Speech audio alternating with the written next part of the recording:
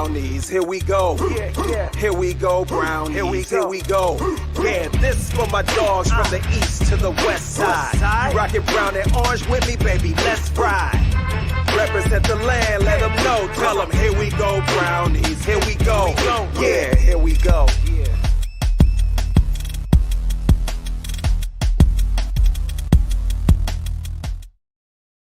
Welcome in, everybody, to another episode of the Here We Go Brownies podcast. I'm Allie Heisong, coming at you live from Pensacola, Florida. Joined with me, as always, out in beautiful Cleveland, Ohio. We've got Dustin. Dustin, your Cleveland Browns come away with a win, 18-13 over the Jacksonville Jaguars, and what started out in a pretty good matchup, a pretty good game. The Browns were dominating on offense and defense. And then later on in the game, things got a little closer. Jags bring it in a little bit closer, but the Browns come away 18-13 on the day. How you feeling? Well, as you know, I raced back home so we could do this live post-game. I'm just like, I was feeling real calm, enjoying the game at halftime. Like, man, we're going to have a decisive win on the road. Nope. Hell no. That can't happen. I'm a Browns fan. You got to keep me on my seat cursing at a television till the last throw of the football game. Well, we'll get into this, but this is truly a tale of two halves, right? Clearly, this game was very different in the first half versus the second half. I did get a chance to listen to some of Stefanski's post-game press conference, so we'll get into that. But, boy, a much-needed win for the Browns on the road, and with a lot of star power like Njoku and guys out. I think this was a team win today. I think it was a hard-fought game at the end. And I got to tell you, I didn't really realize this until they kept bringing it up over and over in the game. Trevor Lawrence is 0-7 now in his last 7 games. That is remarkable to me, a guy like that they gave such a big contract. But he has lost 7 straight games, Allie. That is remarkable to me that he's lost that many games in a row. And again, he just didn't look – he looked out of sync today out there, and he never really seemed comfortable except for a few moments in the game with that big pass that led to their touchdown. But for most of the day, he just didn't look comfortable out there at all. But we'll get into it. He didn't look comfortable. And I mean, we can even go back to last year in the matchup versus the Jacksonville Jaguars, where Martin Emerson comes away with 2 picks on the day and almost came away with one today. Sorry, can't talk. Had a cocktail. We're celebrating. The Browns won. I got some friends in town. We're having a good time. But he was intimidated. He played similarly to Deshaun Watson last week, a lack of confidence. A lack of confidence, not only in his team, but in himself. Now, I know the weather played a little bit of a factor here, but the Browns were able to rely on their emotion, and we talked about that last week, right? You can fall back on emotion when it's working for you, and that's what they did, and the Browns defense came ready to play. But in the second half, things got a little bit dicey, but at the end of the day, Trevor Lawrence, who is one of the most clutch college quarterbacks that I can remember, is not that in the NFL, and it's kind of an interesting translation when you look at college football quarterbacks and their transition to the National Football League and how it's just so unpredictable. Well, and that's a great point you bring up, because there was a lot made of Urban Meyer. Is he ruining Trevor Lawrence? Is he not going to be able to become that quarterback? He still has those problems, right? I mean, he still has those same problems that creeped up early in his career are still there, right? Just that inconsistency of a good game, bad game, good game, bad game. But he's rattled off, like I said, 7 straight losses. And at some point, you just have to be like, okay, what fundamentally is just not right? What is he doing? Do we have to change the offense for him or something? I'm not saying, I mean, you can do it now because we're not going to play anymore the rest of the year, but he just looked very, it doesn't matter what you do. Yeah. But I got to tell you, there are some key things in this game. Hats off to Jerry Jeudy. I mentioned it in the podcast this week that he needed to have a good game and really stand out. My goodness, did he make some clutch plays in this game down the stretch to extend that clock and take up some valuable time off of that clock. But Jerry Jeudy, I see why we signed him to what we did. He really is that guy that can be a difference in a game. And today he was, when we needed him on 3rd and 8, he made a huge play for the Cleveland Browns today. Yeah, let's get into that. And also, I do want to apologize if there is any issues with the stream today. We're experiencing a bit of a storm, as you probably saw in Jacksonville. They're getting some rain. We're getting some rain here in Pensacola. In Pensacola, so apologies if anything goes in and out. Want to give a shout out to our friends over at Teresa's Pizza, as well as Hartville Marketplace and Flea Market. Be sure to check them out. Let's turn it over to the Browns on offense. And last week, the entire story was about Deshaun Watson and the lack of confidence that he had. And then this week, it's an entirely different story. He comes in with loads of confidence, and he is, playing like an above average quarterback. Let's talk about it. What were your thoughts on his performance today? I got to be honest. At one point, I think he was 7 of 8 in this game.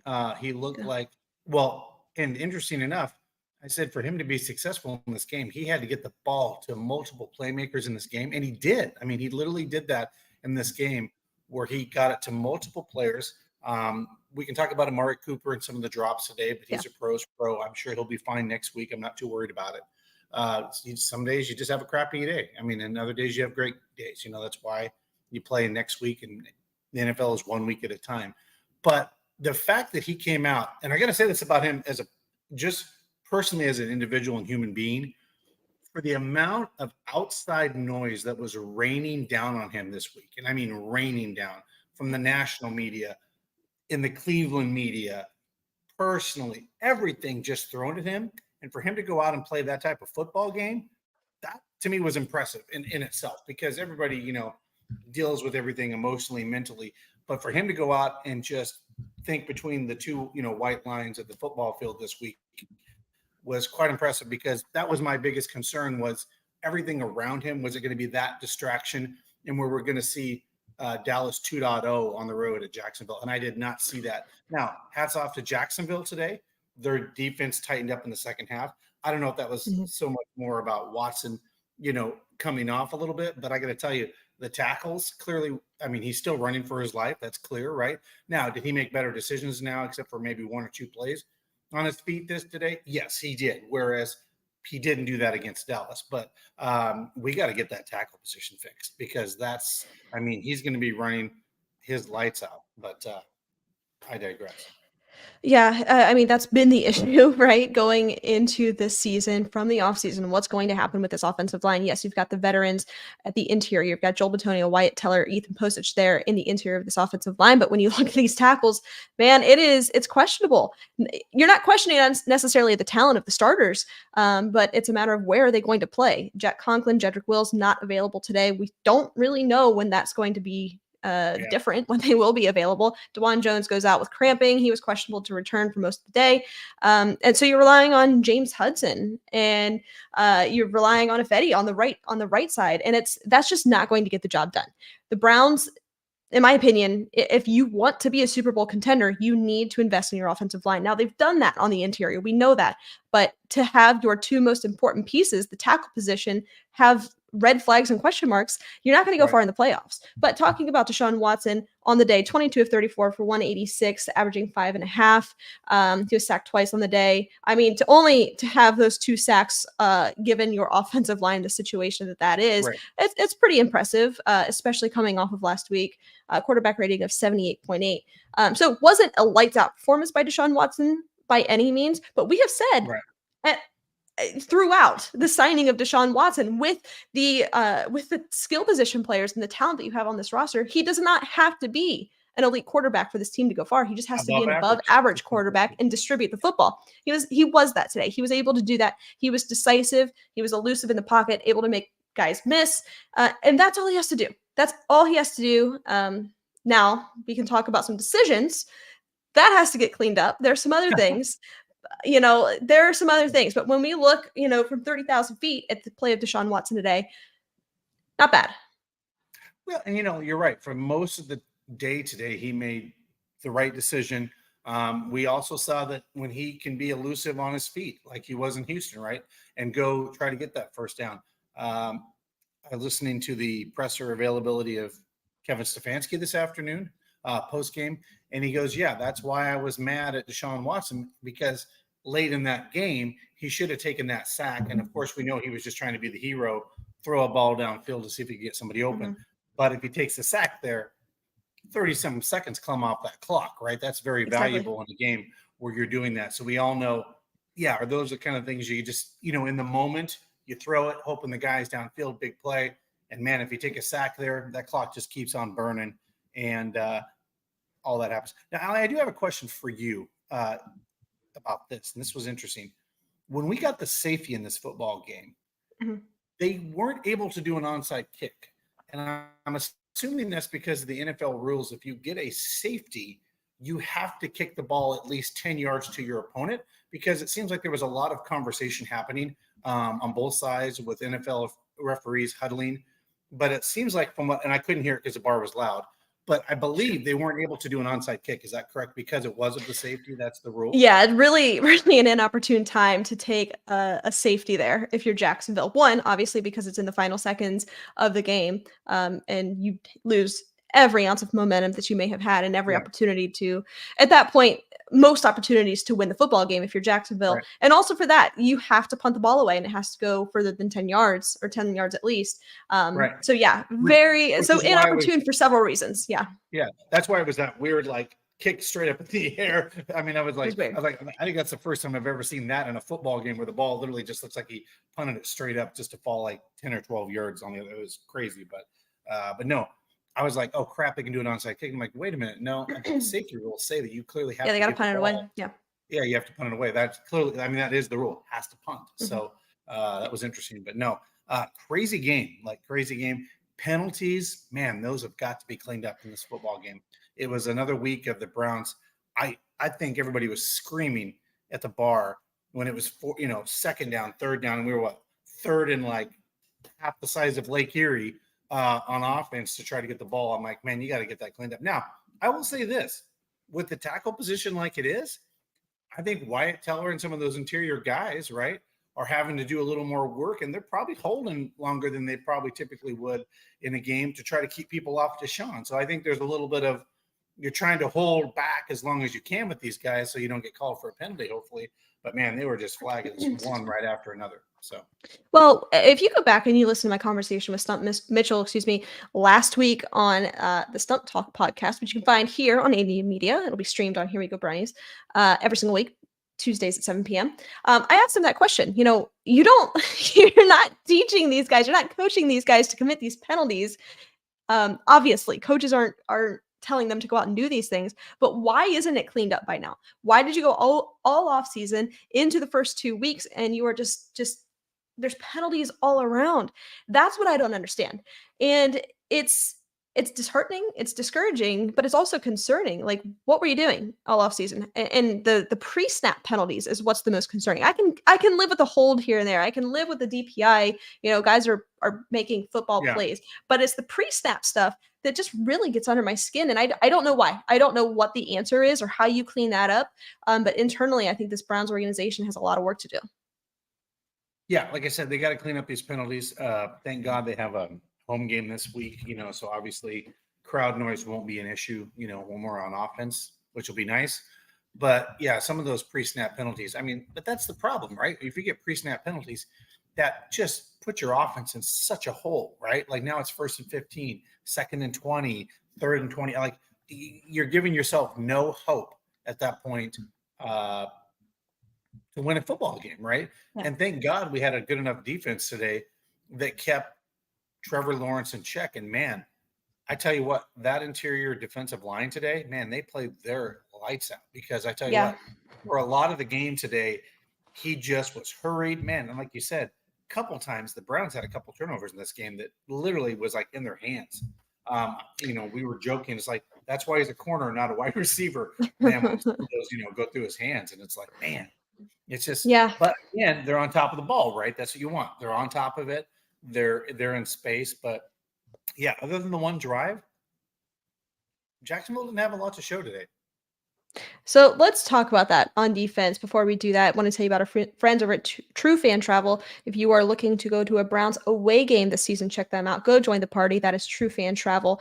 And before we get into the defense, here's a quick word from our friends over at Lorello Vineyards. Here we go, Brownies. Here we go. Woof, woof. Hello, welcome to Lorello Vineyards. Larry and Kim Lorello. We have a beautiful Here We Go Brownies wine that we would like to offer to you this season as we did last season. We have several other award-winning wines, Lovely entertainment and events coming this summer. So come and see us. Whine a bit. You'll feel better. Yeah, we're looking forward to seeing you at the Muni lot this fall. Go Browns. So turning it over to the defense, you were right. They were kind of playing with their hair on fire, and that's what they do. When things are going their way, they're able to fall back onto their emotion. So when it's good, it's good. But when it's bad and they have to fall back on their emotion, man, that's when it's a disaster.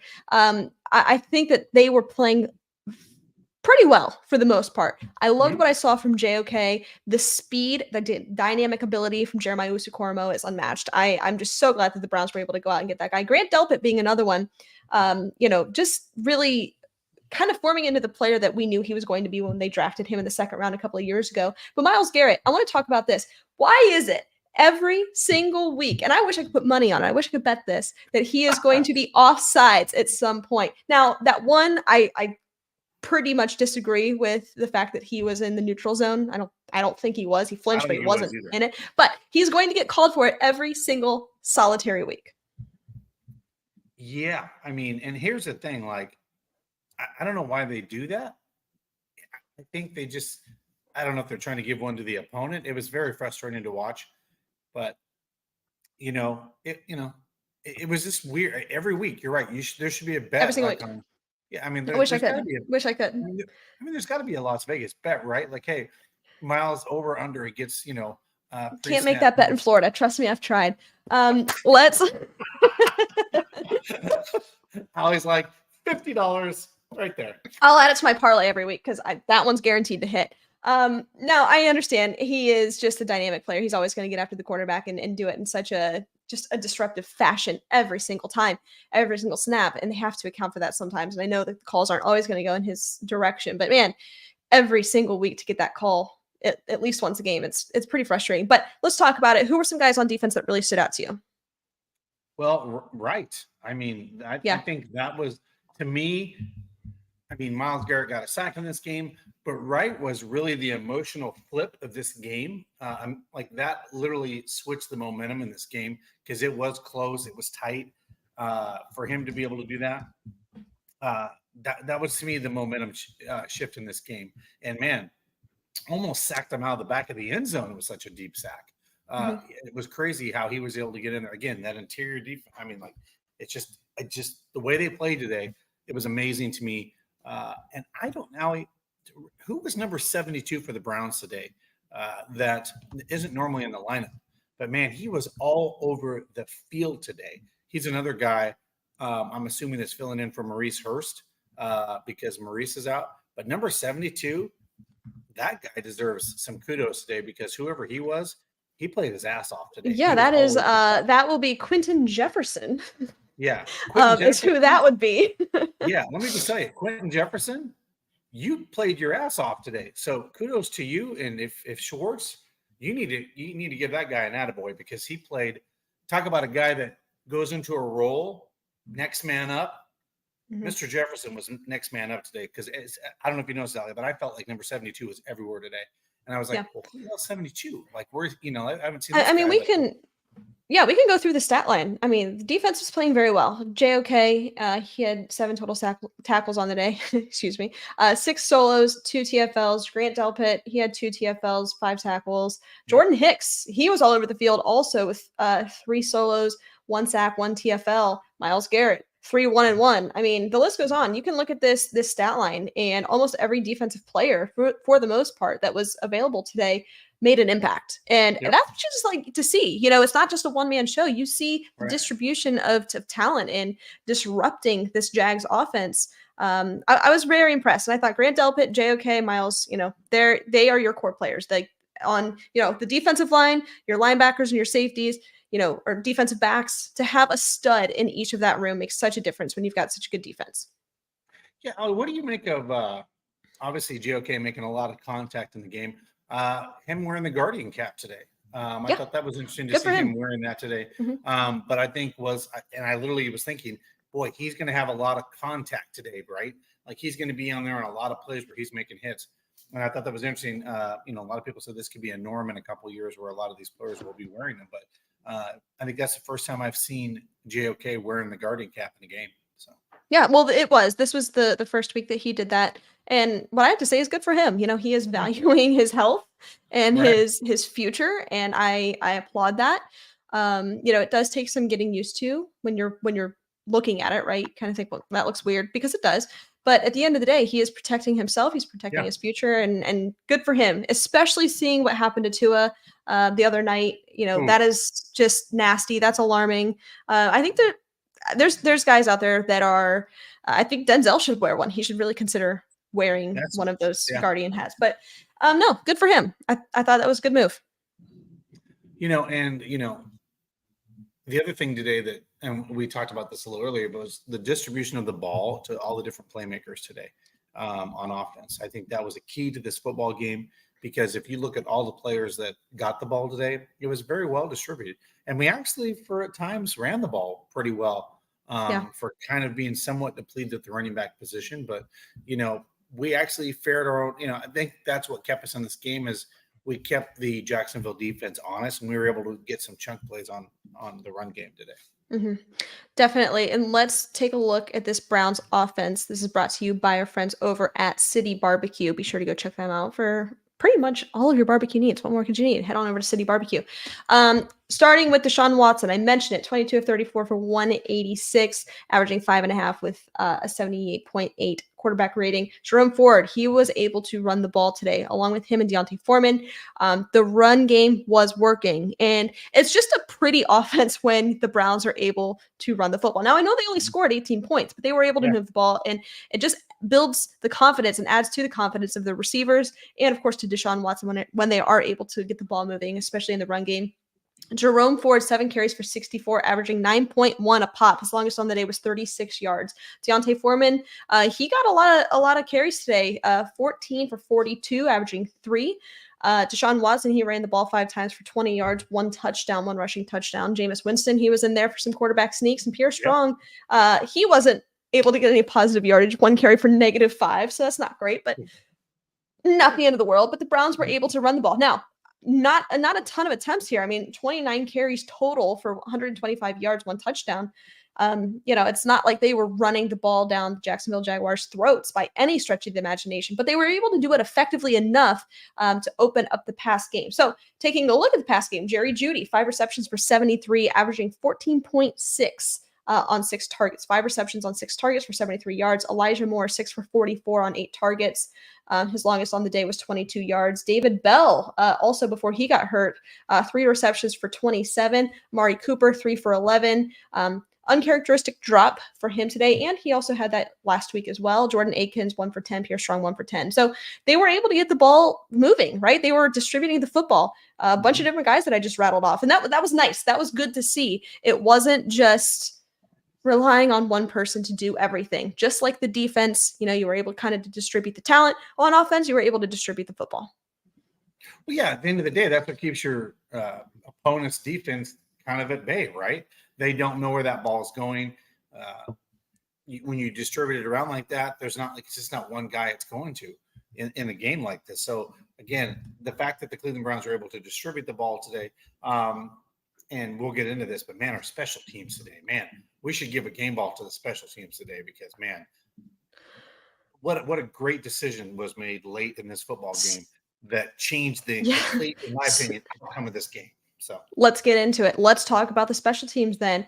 We're going to talk about the special teams brought to you by our friends over at Western Reserve Distillers. You can get your official Here We Go Brownies whiskey over at Western Reserve Distillers. Let's talk about special teams. You mentioned that key play that happened late in the game where they elected to punt the ball away and pin them down to the 1-yard line, which was just a bomb. Man, let's get back to that. But Corey Bojorquez last week, I did not think played well in week 1. I did not think that Corey Bojorquez was the player that we know him to be. But today, we have a punter. He's pretty good.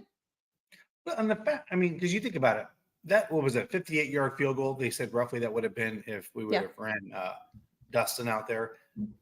He misses, and you give him the ball at midfield, basically, right? And that changes the whole dynamic of the football game. So I think that was the right move to do there, even though I think he's 100% among the active guys this year for 50-plus 50 plus or more on the kicks, but you're on the road, it's rainy, all kinds of crap can happen. But man, when you pin, no matter who you are, or if you're home or away, and you put your opponent on the 1 yard line, boy, your defense is like licking their chops, right? Because now that quarterback is setting back halfway into that end zone, and he's got to get that ball out quick, right? And we saw, boom, here came Wright out of nowhere, and it was done. Safety, 3-point, all of a sudden you got 2 more points on the board. The Browns get the ball back. Crazy turn of events late in this football game. And that was, to me, the keys of the game right there, was those last 2 minutes of what took place in that game right there. Well, it got dicey, right? And I think the Browns showed a lot of confidence in themselves and just composure to be able to kind of navigate through that. I think the last possession that the Browns had, Deshaun Watson, it was 4th and whatever. He kind of throws in a very dangerous fashion, throws the ball, and thankfully it was incomplete, but very easily could have been picked off, and that would have been truly and honestly devastating. I thought the decision for that was tough. That was difficult to get your head around as a fan, to say, why wouldn't they just run it or just take the sack, like just run the clock down? That was pretty difficult. But to show that composure and put the trust in special teams, who did not perform well last week. Now, to their credit, nobody performed well last week for the Cleveland Browns. But this week, to put the trust in your special teams, essentially to go win the football game, I think that says a lot. Yeah, and that's what, and Stefanski was very transparent about. That's why I got into the ear of Deshaun and got mad at him late in the game on the sideline, was because, like, man, you just got to take a sack there because the clock just clicks, and you can get valuable time off the clock. But more importantly, this was a team win today. Like you said, there wasn't. I mean, you could say, did the defense win it? Did the offense win it? It was a team effort today. And I think this is one of those where I think the team had to kind of internalize what happened last week and go out and win one for the entire team, every guy on that roster today. And especially with guys like David Njoku that weren't able to go today, Maurice, and a bunch of other guys that were, on injury, that are out. Mm-hmm. I think this was a team win. And I think this really bodes well for the Browns going into next week against the Giants with a little bit of confidence, be able to come back home. But man, look around the league today. I mean, you have the Raiders beating the Ravens at home. I mean, you have the Saints whooping the Cowboys. I mean, they always say week 1's weird, but man, week 2 was even a little weirder because we said that. We knew it would be. Yeah, and for us to sit there and say the Baltimore Ravens are 0-2, that doesn't even sound right, but I love it. Give it to me. Give it to me all day. Especially to 2 AFC teams. Feels pretty good, doesn't it? Yeah. But I'm telling you, I'm going out to Las Vegas to watch that game. So, but I also feel really confident about? It's Gardner Minshew. And I don't know if you remember, Myles Garrett had a really great game last year against Gardner Minshew. I do remember that. I do remember that. Thank you for reminding me. He was a one-man wrecking crew against Gardner Minshew. So I feel a little confidence that he knows the tales of Gardner Minshew, and that'll help us in that game. But, man, what happened around the league today, and I don't know if we have a score update, Allie, what's happening out in Denver with the Seattle, or excuse me, Denver and Pittsburgh, what that score is now. But we'll go around the league here in just a moment. Yeah. Real quick, want to give a shout out to our friends over at Stadium Mustard. It is loved by millions, so be sure to head on over to stadiummustard.com to shop now, as well as head over to 5 Iron Golf. Look, I love golfing. It's raining right now. We can't go golfing. So if I was in Cleveland, I'd be at 5 Iron Golf. You can watch games, you can eat your food, you can practice your golf swing. And head on over. And get that code Brownie40 for 40% off hourly rentals. I mean, that's like half off almost. I mean, come on, who wouldn't want to do that? Brownie40. That's pretty good. Before we go around the league, I want to hand out some game balls. I want to start on the offensive side of the ball. Let's hand out some game balls. Let's look. When we came off that loss to the Cowboys, there wasn't a lot of positive. Today, there's some good things to talk about, and it's fun. Podcasting after a win is so much more fun. So let's give out some game balls. Who are you going to start with on the offensive side of the ball? For me, on the offensive side, Jerry Jeudy. I mentioned earlier this week he had to have a game and stand out, and boy, did he ever look good today. I think you mentioned at 19 yards was he averaging, right, on catches. That's incredible, right? So 14-6, Yeah, 40. So clearly after the catch, he can make guys separate. And why did we get him? Speed, right? We know Jerry Jeudy has that breakaway speed once he gets the ball. That's why we got him. So my game ball goes to Jerry Jeudy, especially because he got a huge first down in a game that was very stagnant, very tight, and kept that ball going in the football game. So my game ball goes to Jerry Jeudy. Yeah, I think that's a kind of the obvious one to give this to. I'm going to go with Elijah Moore here. On 8 targets, he caught 6 of them for 44 yards, averaging 7.3. Look, I think these two guys, they had a hell of a day, as Cleveland Browns on the offense. Like this was pretty fun to watch. Your gadget type player in Elijah Moore, Jerry Jeudy, and kind of his standout game so far in a Browns uniform. I do want to talk about this question here. I got to go find it, but it was something along the lines of, look, if Amari or if Jerry Jeudy continues to outplay Amari, can we kind of expect him to be wide receiver 1? I've got to find it here in the comments. But what are your thoughts on that? Yeah. No. Yes, that's way too. I think that's way too early. Amari Cooper had his best game as a wide receiver last year. Like I said, he's a pro's pro. Amari Cooper will bounce back. I think he'll. We could be literally, for the sake of podcasting, having the same conversation next week. And Jerry Jeudy, we flip the script, and that's 6 targets for 90 yards for Amari Cooper, right? Exactly. Amari Cooper just had a bad day. Sometimes you just have a bad day at the office. You learn from it. I have plenty of those. Well, hopefully you have more good than you do bad. But, but at the end of the day, I think, I would know. For as long as Amari Cooper's been in this league and consistently played now for 3 football teams at a high level. No, I think Amari. Yeah, I agree with that. Now, with the understanding of, look, Jerry Judy's really good too. So I think having a 1A, 1B option is not outside of the realm of possibilities. Yeah. But to say, that he's going to kind of take over as wide receiver 1, no, I'm not comfortable saying that. But I think the Browns are blessed to have a couple of really good options. Now, turning it over to the defensive side of the ball, Dustin, who are you giving your game ball to?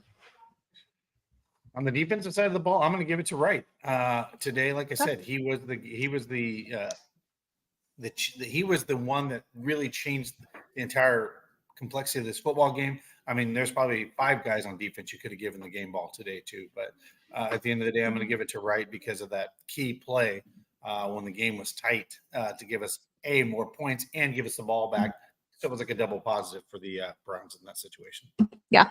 I'm going to go with Jeremiah Usu-Koromoa, JOK, 7 total tackles, 6 solo, and 2 TFLs. I just liked what I saw out of him today. Now, I know the stat line doesn't really pop out at you, but in terms of everybody else on this defense, it certainly does. But I just really liked the shiftiness that he was playing with, the speed.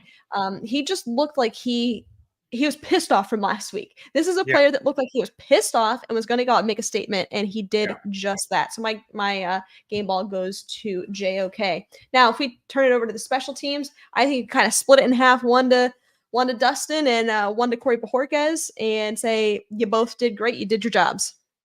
Yeah, I think Dustin was 3 of 3 on the day. Corey did everything he did in this game to keep field position in the Browns' positive space. So, at the end of the day, I think I can go with that. But, Dustin Hopkins also went 3 of 3, man. You got to get those tough kicks on the road. And, man, that kicker for Jacksonville, man, hit that upright and it bounced. And I got to tell you, it's like, especially on the road, man, and when you can make kicks on the road with your field goal kicker, that is so, so important because you just got to get points like that on the road. And that's 9 points of our 18 today. So, exactly. He scored half of our offense today. At the end of the day, that's half of our entire offense was Dustin Hopkins going out there and lining up and kicking 3 field goals. Yeah, one of the best traits that Andrew Berry has made is bringing in Dustin Hopkins to this organization, who went 3 of 3 on the day. His longest was 53. He scored 10 points today. He scored 10 points out of with the extra 18. Point. So when you look at Corey Bajorquez, more than half the points. There you go. Yes, he did. Yeah, that's true. He did punt for 218 yards, averaging 43.6 per punt.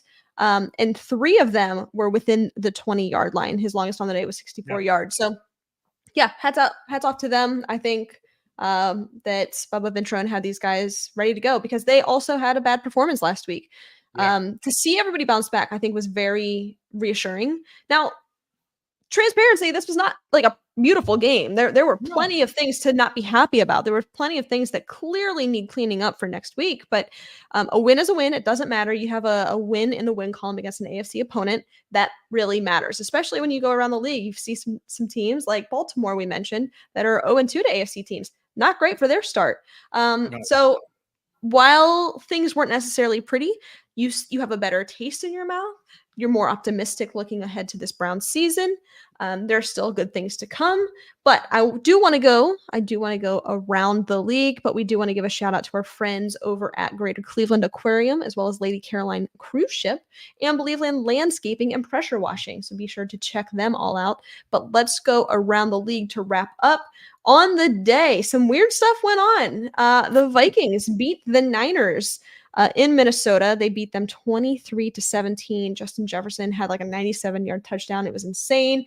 Seattle comes away with a win in Foxborough, 23-20. Man, this Patriots team, who so many people were ready to write off and say they're the worst team in the league, they're scrappy. This is a scrappy football team.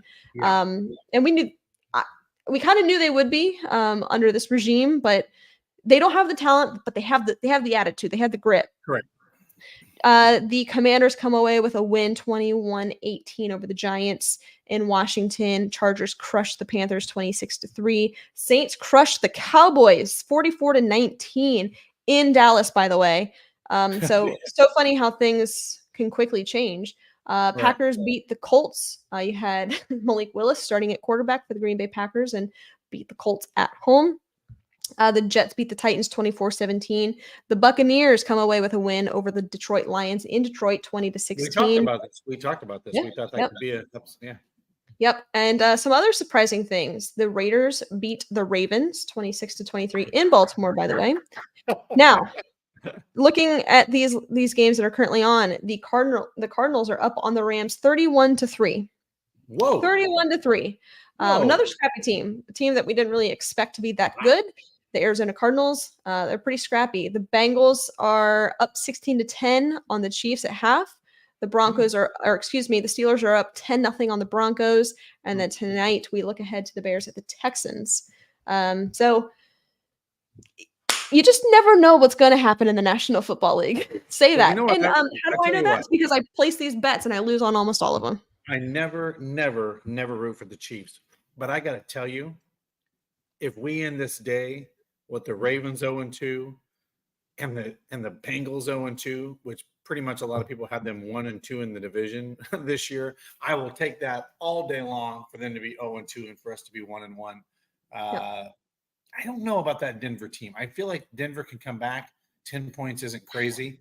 It's hard to tell right now. It's hard to tell. There's too many teams out there that we just don't know what they're going to be, what they're going to do, what their identity is or is not.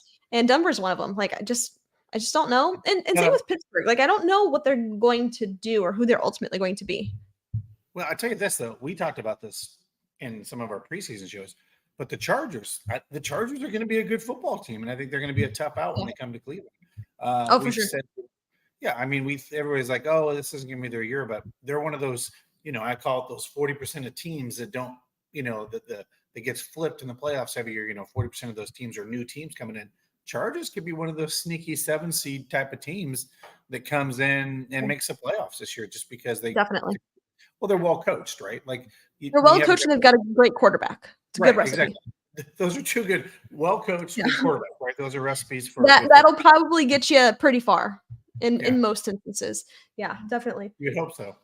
All right, Dustin, any closing thoughts as we wrap up on a Browns game day edition of the Here We Go Browns podcast?